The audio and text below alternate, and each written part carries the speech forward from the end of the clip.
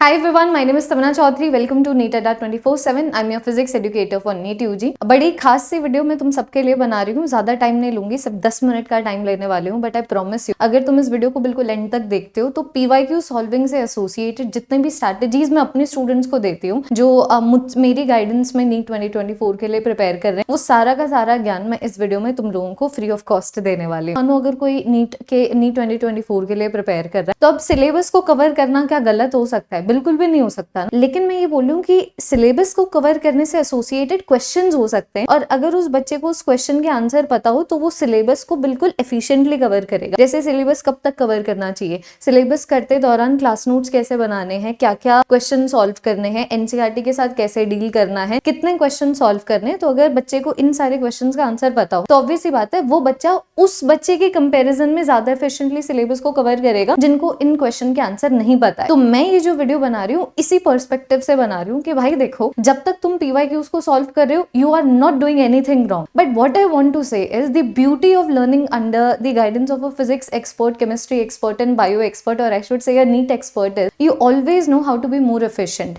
You always know कि एक तीर से 2 निशाने कैसे लगाने, एक तीर से 3 निशाने कैसे लगाने. एग्जैक्टली जो मैं इस वीडियो में तुम लोगों को सिखाने वाली हूँ.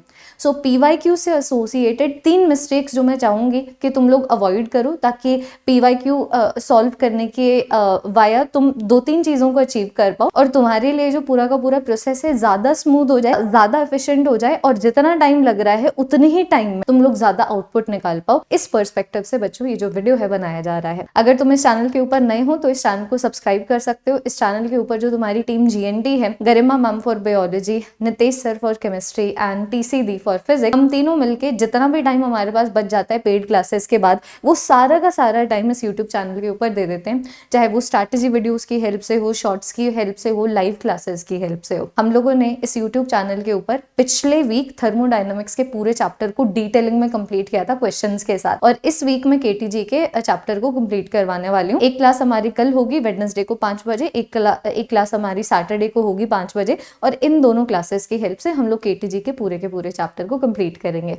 तो पहली चीज जो मैं चाहूंगी कि तुम लोग अवॉइड करो इस चीज को करना, वो ये है कि जैसे चैप्टर कंप्लीट हो जाता है ना, तो ऑब्वियसली बात है टेंडेंसी होती है ना, जैसे चैप्टर कंप्लीट हो जाए या फिर मान लो जैसे ही टॉपिक कंप्लीट हो जाए हम क्वेश्चंस ढूंढते हैं कि भाई ठीक है मैम ने करवा दिया, सर ने करवा दिया, हमें समझ आ गया, लेकिन एक बार जरा सा खुद सॉल्व करने की कोशिश करते हैं. So what many students do is कि वो पहले जो क्वेश्चन सॉल्व करते हैं वही PYQs है. मत किया करो, I really do not like it. जैसे ही मानो तुम्हारा कोई चैप्टर कंप्लीट होता है, ऑब्वियसली बात है तुम लोगों ने अभी तक एक भी क्वेश्चन नहीं सॉल्व किया है, इसका मतलब क्वेश्चन सॉल्विंग में अभी तुम वीकेस्ट हो, तो तब क्यों तुम PYQ सॉल्व करना चाहते हो? इससे ना फिर एक सबकॉन्शियस मैसेज तुम लोग अपने आप को दे देते हो बिना ट्राई किए क्या नीट का एग्जाम डिफिकल्ट है. जैसे कि मान लो किसी बच्चे ने इलेक्ट्रिक फ्लक्स पढ़ लिया, अब उसने इलेक्ट्रिक फ्लक्स मेरी क्लास से पढ़ लिया, अब उसने एक भी प्रैक्टिस क्वेश्चन सॉल्व नहीं किया और सीधा वो PYQs को ही सॉल्व करने लग गया.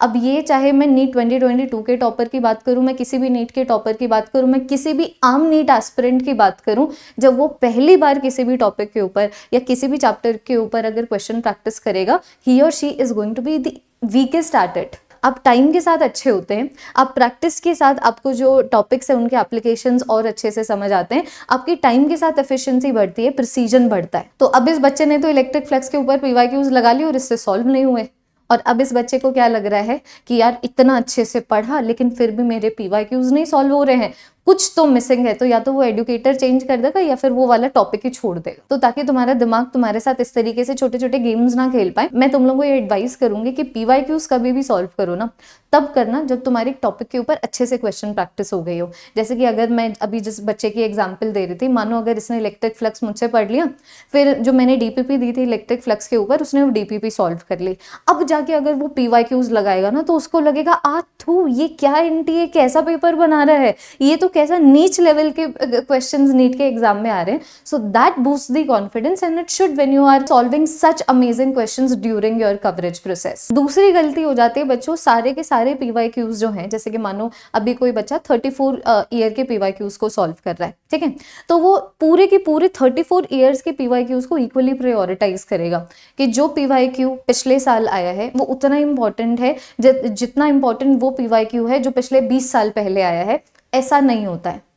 बिल्कुल मेरी बात ध्यान से सुनना, जो तुम्हारे सबसे इंपॉर्टेंट प्रीवियस ईयर क्वेश्चंस हैं वो पिछले 10 साल के पीवाईक्यूज है। तुम उसको स्ट्रेच करके 11 तक भी लेके जा सकते हो, 15 तक भी लेके जा सकते हो।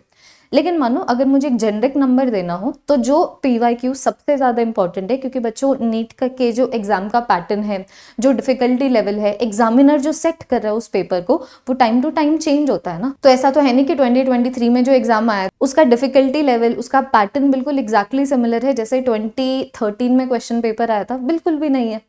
तो ये चीज जाननी बहुत इंपॉर्टेंट है, और जानने के बाद एक्चुअली में इसके हिसाब से डिसीजंस लेने भी इंपॉर्टेंट है। तो इनकेस अगर कोई भी ऐसा नीट एस्पिरेंट है जो अभी तक जितने भी प्रीवियस ईयर क्वेश्चंस पूछे गए हैं सबको सॉल्व करना चाहता है, तो मैं रिकमेंड करती हूँ कि जो पहले 10 साल के पीवाईक्यूज हैं उसको आप सिलेबस कवरेज के दौरान ही कवर करो। और एक बार जब तुम्हारा पूरा सिलेबस कंप्लीट हो जाता है और फिर तुम डिटेल रिवीजन में पहुंचते हो ना, तो उस डिटेल रिवीजन के दौरान जितने भी पीवाईक्यूज तुम्हारे रह गए ना, उसको तुम एक एडिशनल क्वेश्चन बैंक की तरह इस्तेमाल कर सकते हो। क्योंकि आपकी जो मेहनत है, जो पीवाईक्यू से एसोसिएटेड जो मेहनत है वो डिस्ट्रीब्यूट हो जाती है, मेहनत भी डिस्ट्रीब्यूट हो जाती है, और एक तरीके से जो पीवाईक्यूज है वो भी रेलेवेंस के बेसिस के ऊपर डिवाइड हो जाते हैं कि जो सबसे रेलेवेंट पीवाईक्यूज है पिछले 10 साल के, वो तुम ड्यूरिंग द सिलेबस कवरेज ही कर रहे हो, क्योंकि वैसे भी ड्यूरिंग द सिलेबस कवरेज तुम्हारे पास काफी कम टाइम होता है। और एक बार तुम लोगों ने पूरे सिलेबस को कवर कर लिया इन 10 साल के पीवाईक्यूज की हेल्प से और डीपीपीज की हेल्प से, फिर जब तुम डिटेल रिवीजन करोगे तब डिटेल रिवीजन में तुम्हारे पास टाइम ही टाइम है। डिटेल रिवीजन में तुम लोगों को करना ही क्या होता है, नोट्स की हेल्प से रिवाइज करो, टेस्ट दो, क्वेश्चन प्रैक्टिस करो,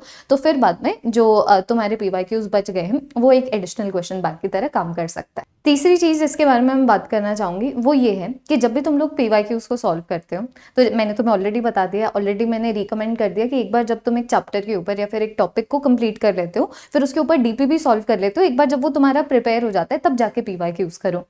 तो मैं तुम्हें बोलूं, जब तुम वो पीवाईक्यूज करोगे, ऑब्वियसली बात है कुछ ऐसे पीवाईक्यूज हैं जो तुम्हें ट्रबल करेंगे, है ना। और वो ट्रबल दो तरीके का हो सकता है। एक ट्रबल ऐसा भी हो सकता है कि यार ऐसा कुछ किया था, ऐसा कुछ डीपीपी में था, ऐसा कुछ क्लास में था, लेकिन हमसे नहीं हुआ, ठीक है, तो उसको उसके ऊपर ना एक स्टार लगा दो। जैसे कि तुम्हारे पास अगर कोई पीवाईक्यू की बुक होगी तो ऐसे प्रीवियस ईयर क्वेश्चन जो तुम्हारे क्लास नोट्स में है, ठीक है, या फिर जैसे क्वेश्चन तुम्हारी डीपीपी में है लेकिन तुमसे नहीं सॉल्व हुए, उसके ऊपर 1 स्टार लगा दो। और उसी तरीके से ऐसे पीवाईक्यूज जो बिल्कुल तुम्हारे दिमाग के ऊपर से चले गए, ठीक है, उनके ऊपर 2 स्टार लगा दो। और तो इससे होगा क्या ना कि मानो तुम कभी भी इस चैप्टर की जब रिवीजन करोगे या फिर मानो तुम टेस्ट से पहले इस चैप्टर को पढ़ रहे, तो तुम लोगों को बिल्कुल डिस्टिंक्टिवली दिख गया कि जो तुम्हारे पूरे के पूरे सिलेबस के सबसे इंपॉर्टेंट क्वेश्चंस हैं जो कि है पीवाईक्यूज, उनमें से ये 3-4 क्वेश्चंस हैं जो तुम्हें अच्छे से रिवाइज करके जाने की जरूरत है। उन सारे पीवाईक्यूज को टेस्ट से पहले एक और बार सॉल्व कर लो, और उसी तरीके से तुम जितने ज्यादा टेस्ट दोगे इस चैप्टर के ऊपर, चाहे वो चैप्टर वाइज टेस्ट हो, यूनिट वाइज टेस्ट हो या फिर क्लास वाइज टेस्ट हो, उतनी बार ही तुम लोगों ने उन पीवाईक्यूज को रिवाइज किया है और इंश्योर किया है कि अगर मानो दोबारा से अगर वो प्रीवियस ईयर क्वेश्चन नीट के एग्जाम में आ जाते हैं तो तुम गलती ना करो। Because you need to make sure कि पीवाईक्यू तुम्हारा ना नींद में सॉल्व हो जाए। You need to make sure of it. तो अगर हमें ये मेक श्योर करना है तो हमें पता होना चाहिए ना हम कहाँ पर लैक कर रहे हैं। तो ये जो 1 स्टार 2 स्टार मेथड है, इसकी हेल्प से आप ट्रैक कर सकते हो कि कौन कौन से पीवाईक्यूज आपको किस लेवल के ऊपर परेशान कर रहे हैं। और ये है वो 3 चीजें जो मैं पीवाईक्यूज से एसोसिएटेड बच्चों बोलना चाहती थी। प्लीज पीवाईक्यू को बहुत सीरियसली लेना। आपके पूरे के पूरे नीट सिलेबस में इतने इंपॉर्टेंट क्वेश्चंस, इतने रेलेवेंट क्वेश्चंस नहीं है जितने आपके प्रीवियस ईयर क्वेश्चंस हैं। Subscribe to this channel if you have not already, ताकि हम इसी तरीके से नीट के एग्जाम के लिए तुम लोगों को गाइड करते रहें। अगर कोई भी क्वेश्चन है जो पीवाईक्यू से एसोसिएटेड है जो तुम मुझसे पूछना चाहते हो, तुम लोग मुझे कमेंट सेक्शन में बता सकते हो। That is all everyone. Adios.